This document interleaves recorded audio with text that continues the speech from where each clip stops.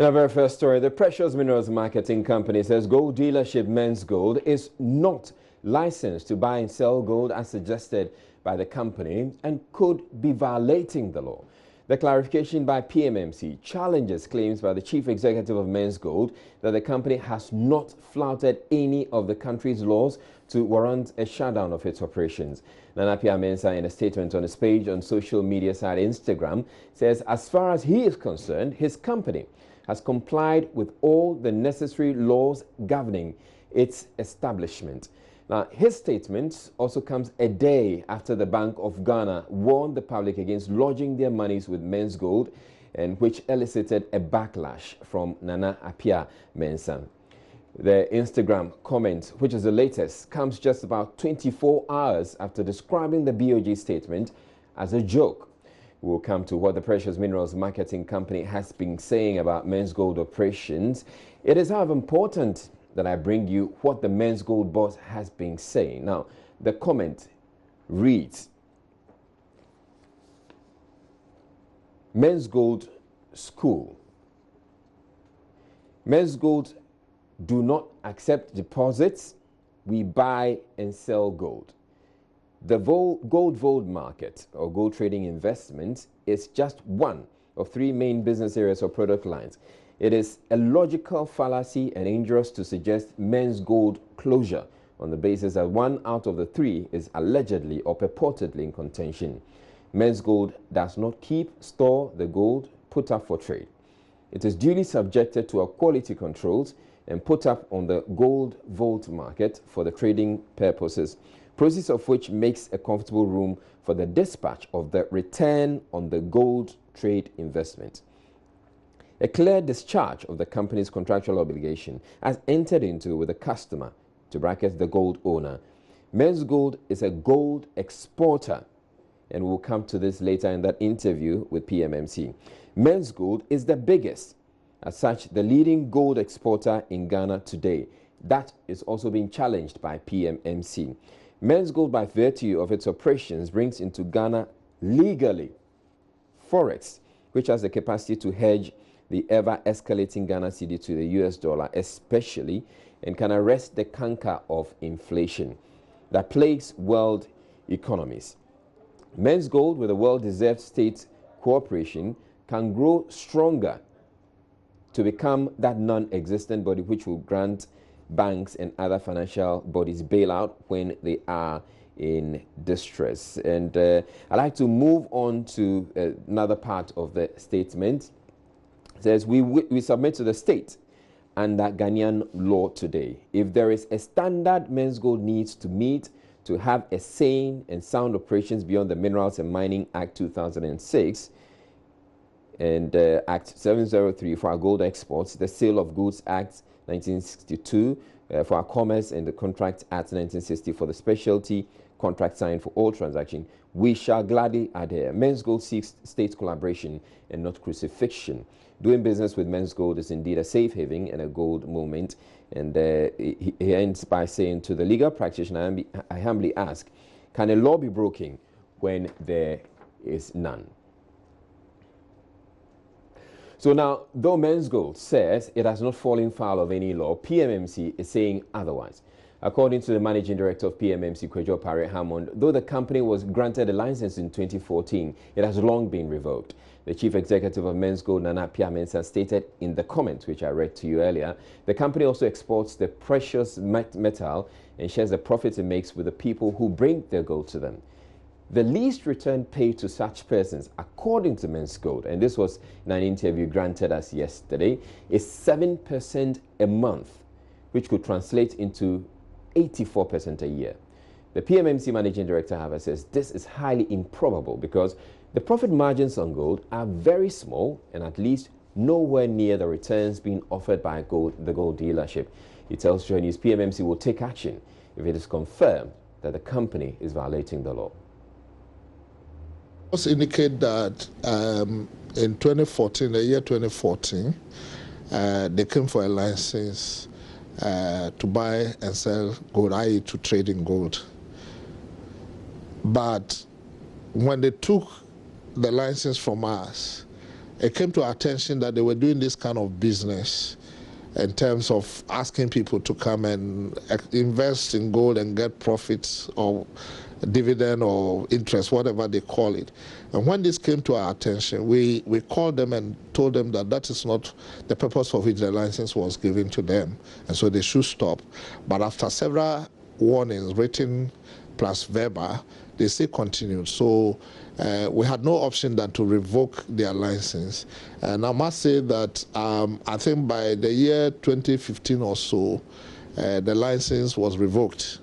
And after that, we also published in the newspapers to let Ghanaians know that they do not have the license from PMMC, Precious Minerals Marketing Company, to do the kind of business that they were doing.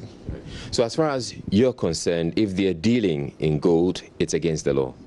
Certainly it is, because you cannot trade, buy, sell, or i.e. trade in gold without a license from PMMC.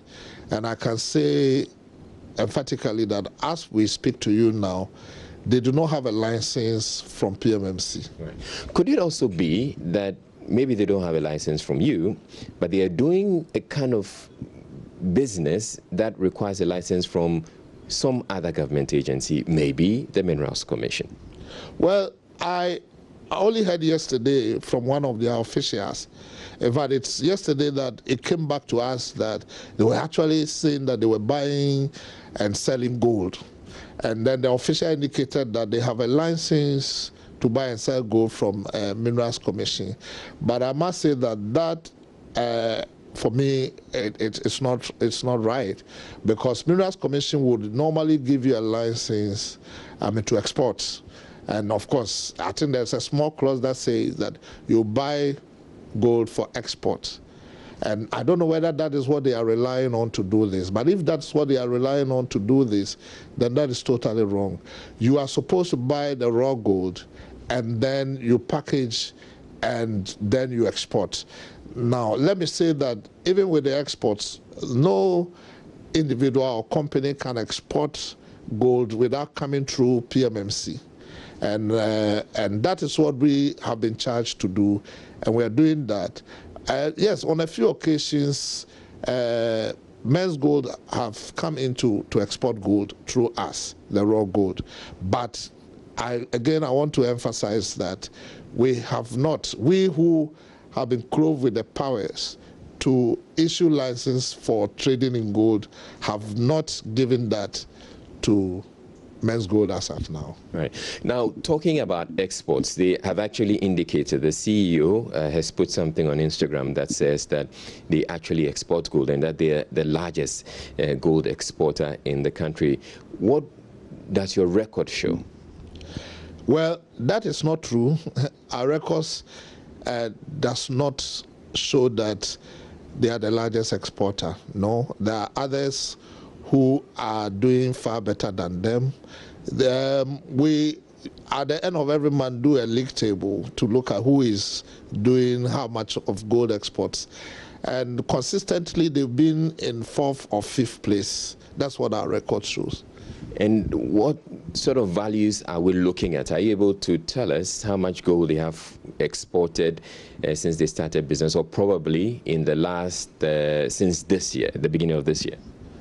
Yeah, well, it's very difficult to tell immediately, but conservatively, when I check from our office, they are doing, in the last maybe 5 months, they've done about $60 million worth of gold exports.